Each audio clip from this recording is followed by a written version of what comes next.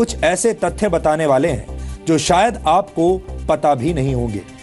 इन तथ्यों को जानने के बाद आप समझ जाएंगे कि कैसे इस देश की जनता के मन में डॉक्टर अंबेडकर के बारे में भ्रम फैलाने की साजिश रची गई। डॉक्टर भीमराव अंबेडकर का भारत के विकास में जितना योगदान रहा है, उतना शायद ही किसी और राजनेता का रहा हो। एक अर्थशास्त्री, समाजशास्त्री, शिक्षाविद और कानून के जानकार के तौर पर अंबेडकर ने आधुनिक भारत की नींव रखी थी और देश उनके इस योगदान को लेकर आज भी जागरूक नहीं है। आपको बता दें कि डॉक्टर अंबेडकर संविधान की प्रारूप समिति के अध्यक्ष थे। उन पर आधुनिक भारत का संविधान बनाने की जिम्मेदारी थी और उन्होंने ऐसे संविधान की रचना की जिसकी नजरों में सभी नागरिक एक समान हो, जो धर्मनिरपेक्ष हो और जिस पर देश के सभी नागरिक विश्वास करें। एक तरह से भीमराव अंबेडकर ने आजाद भारत के डीएनए की रचना की थी। इसके अलावा डॉक्टर अंबेडकर की प्रेरणा से ही भारत के फाइनेंस कमीशन यानी वित्त आयोग की स्थापना हुई थी।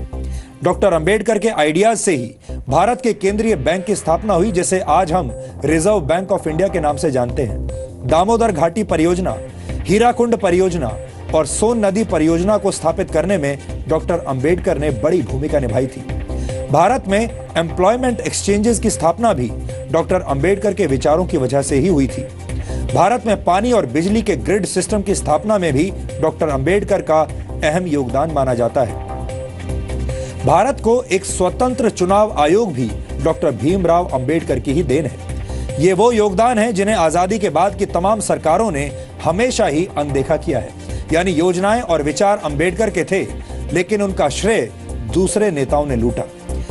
यहां हम आपको भारत के पहले प्रधानमंत्री पंडित जवाहरलाल नेहरू और डॉक्टर भीमराव अंबेडकर के बीच चले राजनीतिक शीत युद्ध यानी पॉलिटिकल कोल्ड वॉर के कुछ उदाहरण भी बताना चाहते हैं।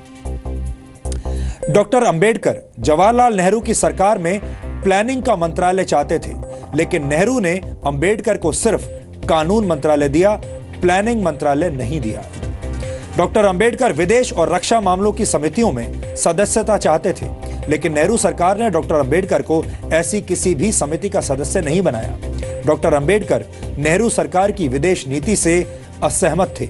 डॉक्टर अंबेडकर हिंदुओं में सामाजिक अधिकार और महिलाओं को संपत्ति का अधिकार देने की बात करने वाले हिंदू कोड को समाज सुधार के लिए जरूरी मानते थे, लेकिन नेहरू सरकार ने अंबेडकर के मंत्री रहते हुए हिंदू कोड को स्वीकार नहीं किया।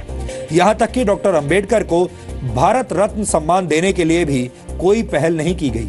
उनकी मौत के 34 वर्षों के बाद 1990 में वीपी सिंह सरकार ने उन्हें भारत रत्न से सम्मानित किया, जबकि कांग्रेस ने डॉक्टर अंबेडकर को भारत रत्न से सम्मानित करने के लिए कोई कदम नहीं उठाया।